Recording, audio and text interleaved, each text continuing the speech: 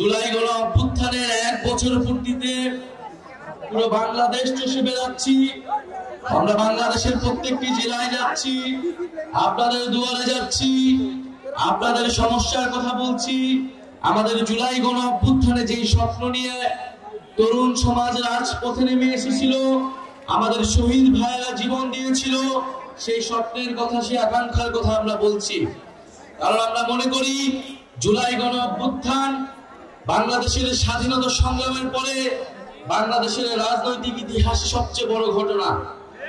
একটা ফ্যাসিস্ট সরকার, যে সরকার 16 বছর ধরে বাংলাদেশের মানুষকে নির্যাতিত করেছে, বাংলাদেশের বিরোধী রাজনৈতিক নেতাকর্মীদের খুন করেছে এবং বাংলাদেশের জনগণের অধিকারকে হরণ করেছে, সেই সরকারের বিরুদ্ধে সাধারণ ছাত্র জনতা নেমে এসে গণ অভ্যুত্থান ঘটিয়েছিল।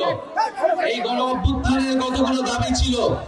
এই গণ অভ্যুত্থানের অন্যতম প্রধান দাবি ছিল যে এই ফ্যাসিস্ট সরকার, যে এই ফ্যাসিস্ট বাহিনী এই ধরনের হত্যাযজ্ঞ করেছে, 16 বছরে মানুষকে নির্যাতন করেছে, অনেকগুলো গণহত্যা করেছে, মানুষের টাকা লুট করেছে, সেই ফ্যাসিস্ট সরকার এবং তার বাহিনীর বিচার করতে হবে।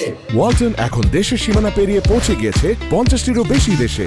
ওয়ালটন, ঘরে ঘরে, বিশ্বজুড়ে। আমরা শেখ হাসিনা সহ আওয়ামী লীগের যারা বিভিন্ন সন্ত্রাসীরা রয়েছে তাদের বিচারের দাবিতে আমরা রাজপথে নেমেছি এবং দেশব্যাপী সংস্কারের দাবিতে আমরা নেমেছি এবং একটা নতুন সংবিধানের দাবিতে আমরা নেমেছি।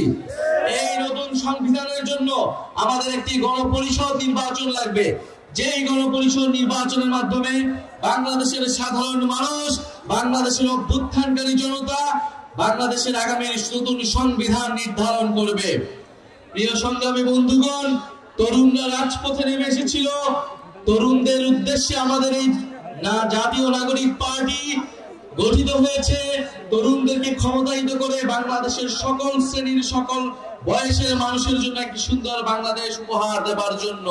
তরুণরা কোনো দাবি নিয়ে রাজপথে নামতে আসেনি, বরং তরুণরা দায়িত্ব গ্রহণ করতে এসেছে।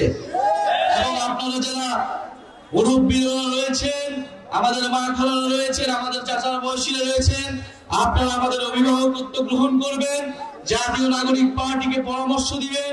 জাতীয় নাগরিক পার্টি সাধারণ মানুষের, নাগরিকের অধিকার এবং মর্যাদার জন্য কাজ করবে।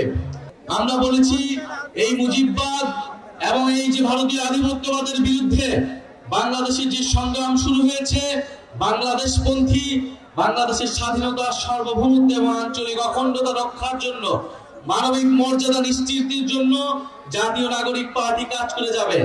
আমরা জানি নেত্রকোনায় হাওড় বাওয়ারের অধ্যুষিত এলাকা, নেত্রকোনায় বন্যার সমস্যা রয়েছে, জলবায়ু পরিবর্তনের প্রভাব রয়েছে এই নেত্রকোনায়।